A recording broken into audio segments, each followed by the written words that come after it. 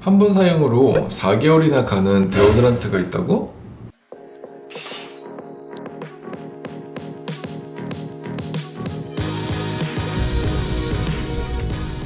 안녕하세요. 첫 번째 닥터 조용원장입니다.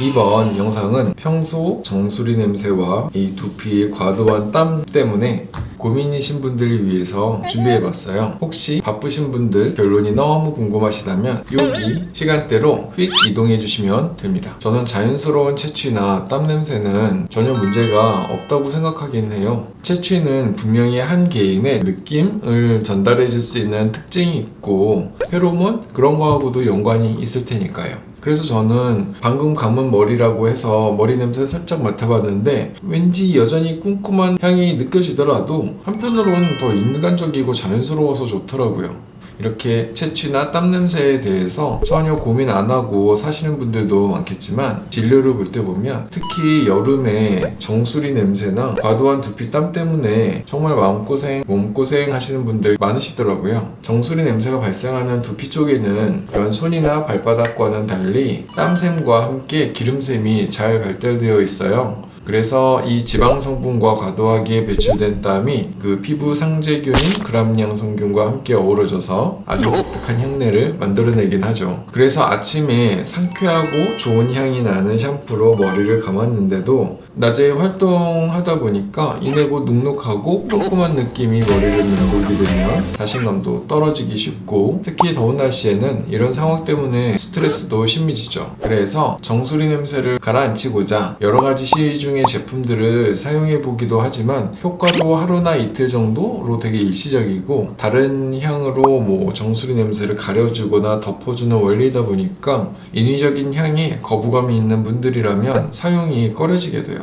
정수리 냄새는 특히 두피에 땀이 많으신 분들의 경우엔 더욱 걷잡을 수 없어지기도 합니다. 이렇게 두피에 땀이 많은 현상을 두피 다한증이라고 하는데 땀이 많은 분들 중에서는 다행히 정수리 냄새는 별로 없이 그냥 땀만 줄줄 흐르는 경우들도 많더라고요. 날씨가 더워지는 5월달만 되면 불안감이 엄습해 온다고 하실 정도로 이 더운 날씨나 환경, 긴장되는 상황, 매운 음식 먹을 때 두피에서 땀이 주룩주룩 이렇게 흐르니까 매년 찾아오는 이 여름이라는 시기가 정말 고생길처럼 느껴진다고 하세요. 그런데 슬프게도 이 두피 과도한 땀 배출은 흔히 올리브영이나 약국에서 구할 수 있는 데오드란트, 드리클로 등의 땀 조절제 등으로는 해결할 수가 없어요.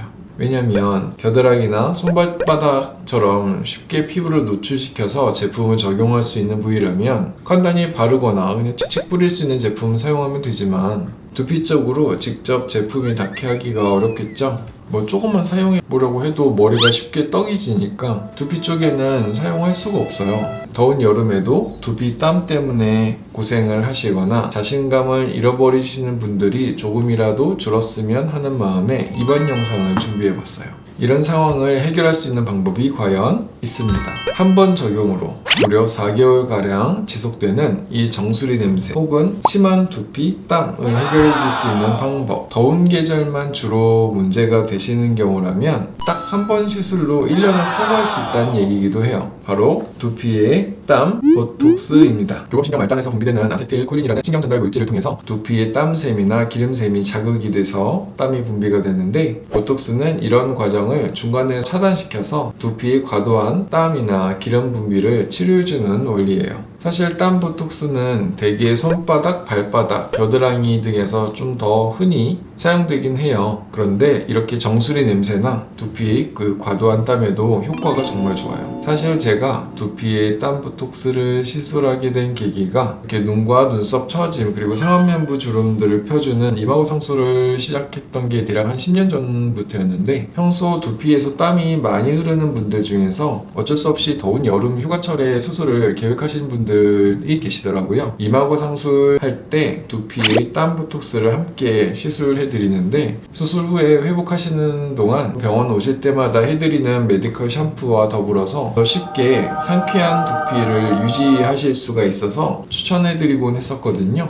그게 지금까지 쭉 이어져 왔네요. 그리고 기억이 나는 분이 한 분 계신데 한 7년 전쯤에 군인분이 상담을 오셨는데 손발은 괜찮은데 유독 두피 쪽에 땀이 많아서 군대 모자나 뭐 방탄 헬멧을 쓰면 너무 힘들어서 치료 방법을 문의하셨던 분이 계셨어요. 5월달이라 상담실이 조금 더웠는지 진료받는 동안에도 땀이 막 주르륵 흘렀던 게 기억나요. 두피의 땀이 주로 어떤 부위에 나는지, 양은 어떤지, 헤어스타일을 많이 방해하는지, 앞머리가 자주 젖는지, 측두부 쪽에 헤어스타일을 많이 망치는지 등등등을 많이 좀 여쭤본 다음에 두피의 두께감을 고려해서 꼼꼼히 살펴보고 두피에 땀보톡스를 시술해드렸어요. 그 이후로 딱 5월 중순이 되면 두피 땀보톡스를 맞으러 방문하시더라고요. 시술에 관한 얘기도 해드려야겠네요. 두피 땀보톡스 시술의 가장 좋은 적게는 우리나라 분들의 경우에는 본격적으로 더워지기 전인 매년 5월에서 6월달 이때에 시술 받으시면 9월달에서 10월달까지 효과가 쭉 지속되기 때문에 여름을 지내실 수 있어요. 이렇게 더운 계절에만 살짝 피해가는 컨셉으로 1년에 한 번만 시술 받으시는 분들이 대부분이세요.